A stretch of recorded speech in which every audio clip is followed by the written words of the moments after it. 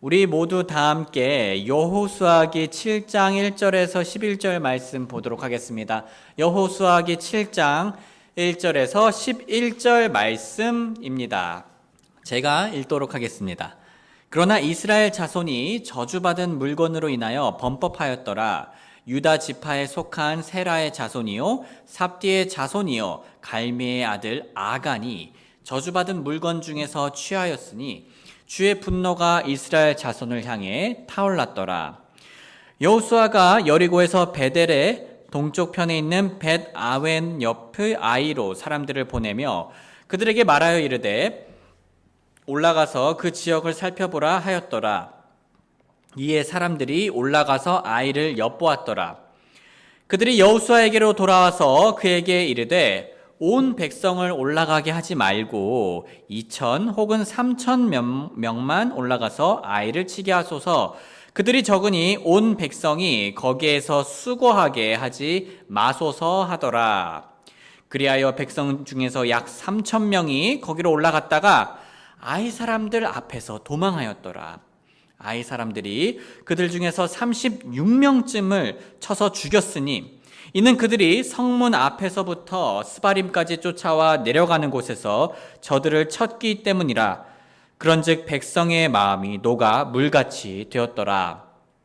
이에 여호수아가 자기 옷을 찢고 그와 이스라엘 장로들이 그들의 머리에 티끌을 쓰고 저녁 때까지 주의 궤 앞에서 땅에 얼굴을 대고 엎드려 있었더라.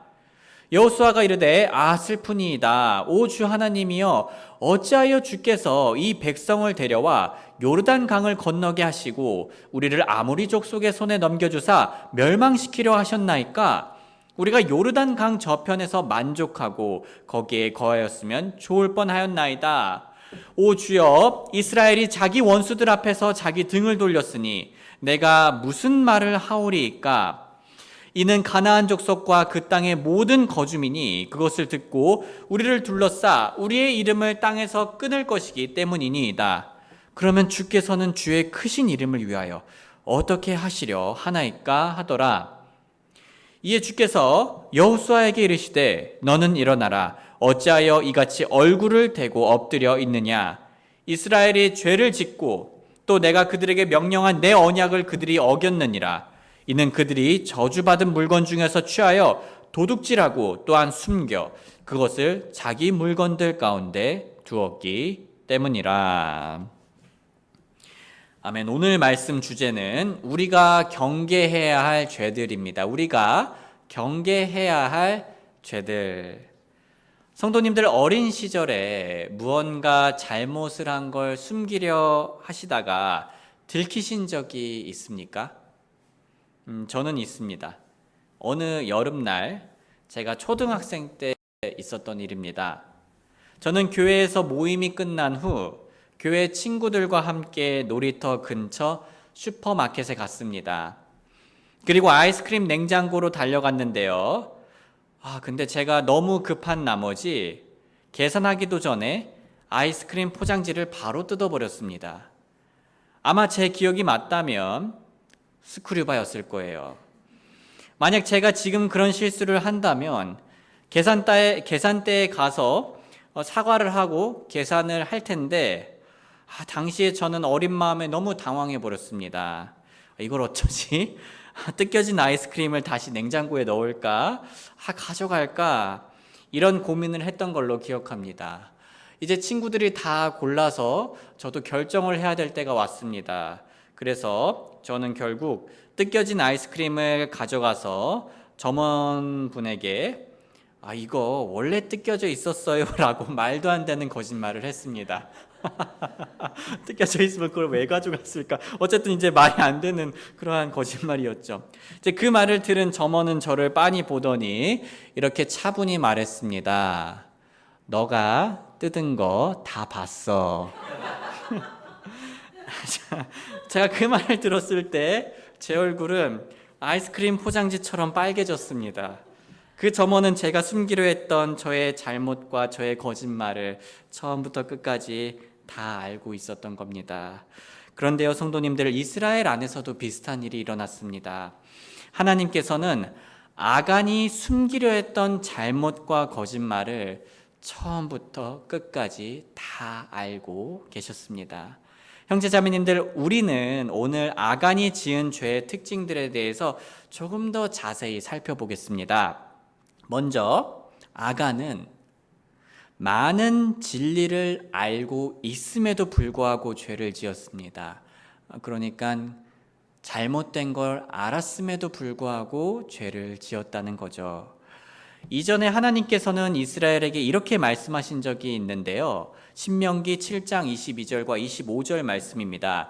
주 내 하나님께서 그 민족들을 내 앞에서 조금씩 쫓아내시리니 너는 그들의 신들을 새긴 형상들을 불로 태우고 그것들에 입힌 은이나 금을 탐내지 말며 그것을 취하지도 말지니 이것은 내가 그것으로 인하여 올무에 걸리지 않게 하려 함이니라.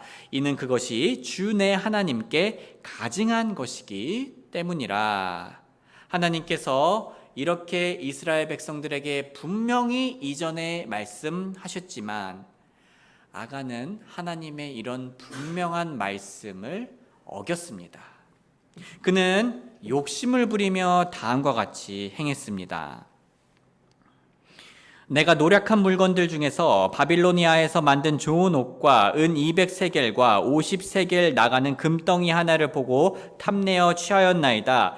보소서, 이제 그 물건들을 내 장막 가운데 땅속에 감추었는데 은은 그 밑에 있나이다 하더라. 그러니까 바로 그 전에 있었던 여리고 성에서 그 점령을 했을 때 이러한 짓을 한 거죠. 결국 아간의 그 탐욕은요, 그를 죽음으로 몰아갔습니다. 여호수아기 7장 25절과 26절 말씀 우리 함께 읽어보겠습니다. 시작. 여호수아가 이르되 내가 어찌하여 우리를 괴롭게 하였느냐? 주께서 이날 너를 괴롭게 하시리라 하더라. 이에 온 이스라엘이 그를 돌로 치고 그들을 돌로 친 후에 불로 태웠더라. 그들이 그의 위에 돌무더기를 크게 쌓았더니 이날까지 이르렀더라. 그리하여 주께서 그분의 맹렬한 분노에서 돌이켰더라. 그런즉 그곳의 이름이 이날까지 아골 골짜기라 불리더라. 소중한 형제 자매님들, 아시다시피 우리가 모르고 짓는 죄와 알고 짓는 죄는 차이가 있습니다. 알고 짓는 죄가 훨씬 더 많은 책임을 요구하죠. 이처럼 아간은 하나님의 진리를 알고 있음에도 불구하고 명백하게 죄를 지었습니다. 그런데 오늘 우리의 목표는 아간을 그냥 맹목적으로 비난하려는 것은 아닙니다. 우리의 목표는 우리 또한 충분히 아간처럼 비슷한 죄를 지을 수 있으니 주의하는 마음을 가지는 겁니다. 고린도전서 10장 11절과 12절 말씀입니다. 같이 읽겠습니다. 시작. 이제 이 모든 일이 그들에게 본보기들로 일어났고 또한 그것들이 세상의 끝들에 직면한 우리의 훈계를 위하여 기록되었느니라. 그런즉 서 있는 줄로 생각하는 자는 넘어지지 않도록 주의할지니라. 성도님들, 만약에 아간이 오늘날 우리 그리스도인들을 본다면 과연 무엇이라고 말할까요? 아마 우리가 신구약 성경과 심지어 아간의 그런 비참한 결과를 봤음에도 불구하고 하나님의 명령들을 어긴다면 아간은 우리 그리스도인들을 향해 자기보다 더 못하다라고 말하지 않겠습니까? 그리고 그러한 아간의 말은 틀리지 않을 겁니다. 우리는 우리가 알고 있는 죄를 짓지 않고 오히려 우리가 알고 있는 선을 행하도록 부름받은 존재들입니다. 야고보서 4장 17절 같이 읽겠습니다. 시작. 그러므로 선을 행할 줄을 알고도 그것을 행하지 아니하는 자에게는 그것이 그에게 죄가 되느니라. 우리가 더 많이 알고 있는 어른들이 더 잘해야 하는 것처럼 우리 그리스도인들은 더 많은 진리를 알고 있는 사람들로서 더 올바르게 행동하는 것이 마땅합니다. 우리 모두 우리가 알고 있는 그리고 우리가 앞으로 배울 하나님의 말씀을 잘 순종하며 아간과 같은 실수에 빠지지 않길 주님의 이름으로 소원합니다. 다음으로 아간은 이스라엘에게 큰 피해를 끼치는 죄를 지었습니다. 아간의 죄는 잘못된 걸 알고 있음에도 불구하고 지은 죄였을 뿐만 아니라요, 아간의 죄는 이스라엘에게, 주변 사람들에게 큰 피해를 끼치는 죄였습니다. 다시 말해 아간은 이기적인 자신의 욕심으로 인해 다른 사람들에게 큰 피해를 끼친 거죠. 여호수아기 7장 4절과 5절 말씀입니다. 그리하여 백성 중에서 약 3,000명이 거기로 올라갔다가 아이 사람들 앞에서 도망하였더라. 아이 사람들이 그들 중에서 36명쯤을 쳐서 죽였으니 이는 그들이 성문 앞에서부터 스바림까지 쫓아와 내려가는 곳에서 저들을 쳤기 때문이라. 그런즉 백성의 마음이 녹아 물같이 되었더라. 이스라엘 백성들은 여리고 성에서 크게 승리한 후에 사기가 오를 대로 오른 상태에서 아이 사람들을 공격하러 갔습니다. 인간적으로 충분히 이해가 되는 상황이에요. 얼마나 신나고 얼마나 흥분되었겠습니까? 하지만 그분들은 패하였고 심지어 소중한 36명의 목숨이 죽어버렸습니다. 물론 이스라엘 백성들이 전쟁을 나서기 전에 하나님께 먼저 지혜를 구하며 또 여쭈어 보았으면은 그 결과가 좀 달라졌을지도 모르겠습니다. 하지만 근본적으로 이 비참한 사태는 아간의 죄 때문에 일어난 것이었습니다. 아간이 이스라엘 진영 내에서 죄를 짓고 하나님께서 여리고 성때와 같이 이스라엘과 함께하지 않게 됨으로써 결국 이런 비참한 일이 일어났다는 겁니다. 그리고 아간의 이러한 죄는 단순히 이스라엘 진영 내의 이 36명 일부에게만 끼친 게 아닙니다. 일부에게만 피해를 끼친 게 아닙니다. 그는 이스라엘 전체의 균형을 일으킬 만한 죄를 지은 것입니다. 성도님들, 저는 한 가지 사실을 주목하고 싶은데요.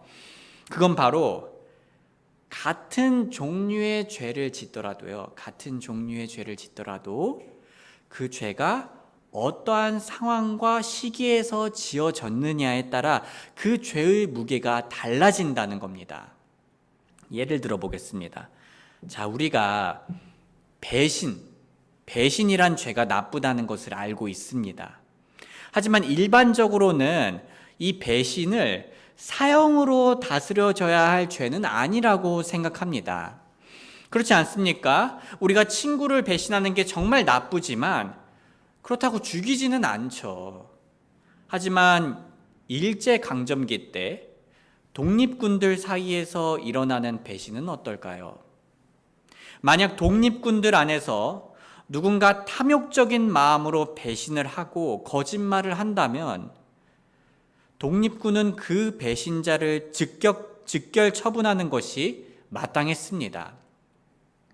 그러한 상황에서의 배신을 가만히 내버려두면 어떤 일이 일어나겠습니까?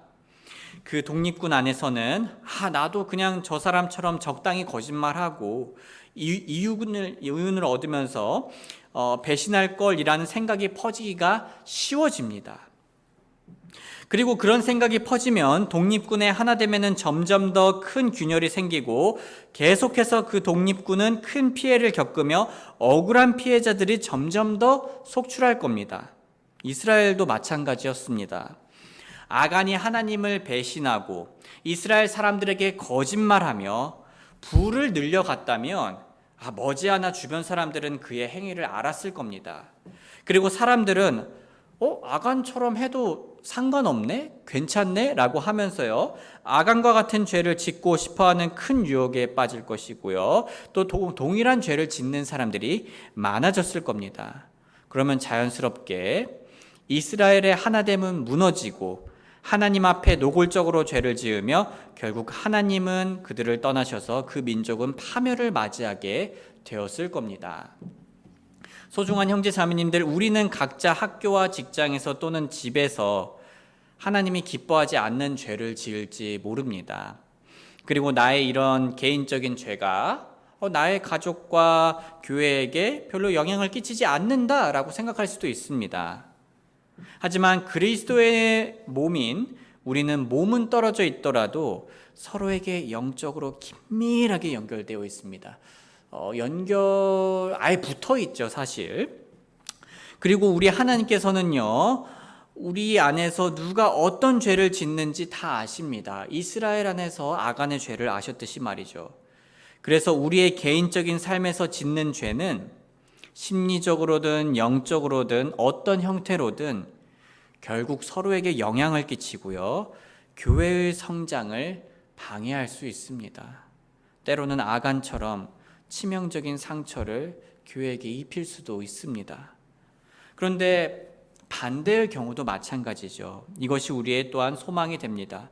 우리가 각자 서로 보지 않는 곳에서도 하나님께 신실한다면 그럼 어떠한 효과가 있을까요?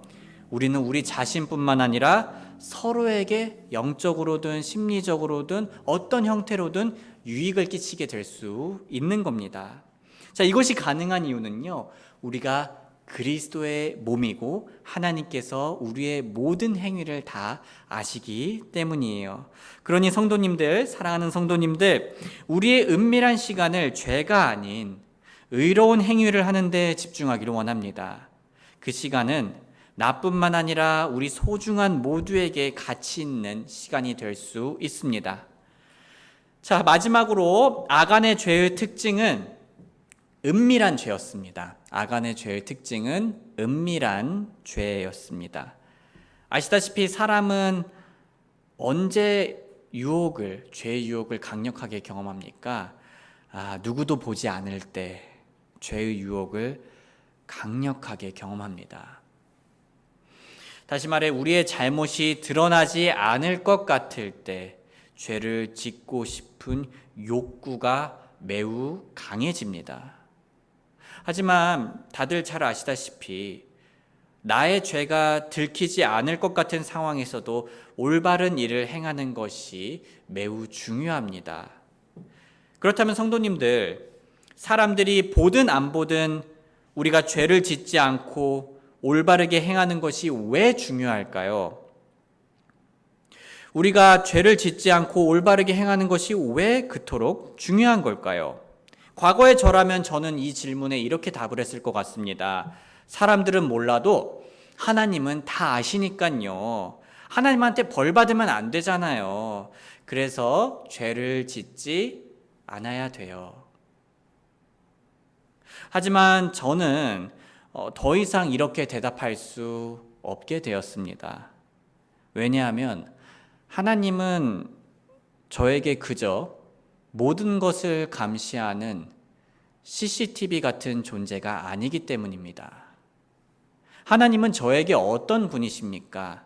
하나님께서는 CCTV가 아니라 저를 먼저 사랑해 주신 분이시고 제가 사랑해야 할 분이십니다.